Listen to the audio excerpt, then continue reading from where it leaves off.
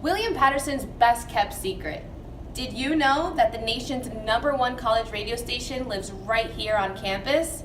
Brave New Radio. And the person behind the scenes has some history. Let's go meet him. I'm known as Sebastian Escobar. I'm the station manager of WPSC-FM, the radio station of William Patterson University.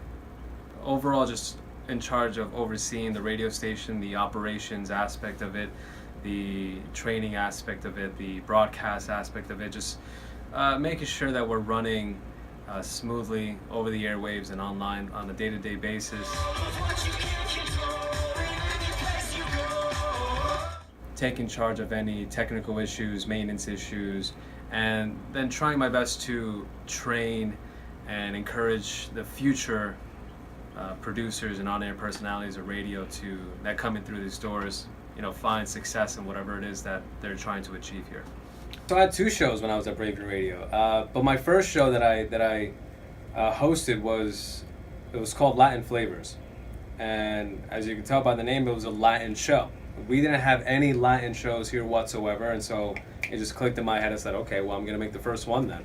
I'm going to make my show a nighttime radio show that focuses strictly on community issues in the Hispanic community, any national issues that revolve around Latin American immigration, or just celebrating Latin American artists and their music. So we would play Spanish music, which wasn't done on any other program here, and then we invited a lot of Latinos in the community who are up-and-coming musicians, artists, DJs, producers, etc., so they can find their outlet and promote their music on our airwaves. And then the second show that we had, or that I was a part of, was the Monday Morning Blend.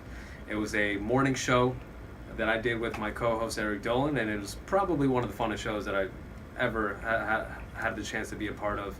Big award that I can talk about was winning Best On-Air Personality in the country by the Intercollegiate Broadcasting System, which is an organization that reviews many or thousands of college radio stations across the country are a part of. And out of 1,000 applicants who were nominated for this award, I ended up being on top back in 2015. Outside of Brave New Radio, it's all about community engagement. I like helping out in the community, and just recently, back in September, I traveled to Mexico with a group of friends and other volunteers who wanted to help some of the areas that were affected after the earthquake.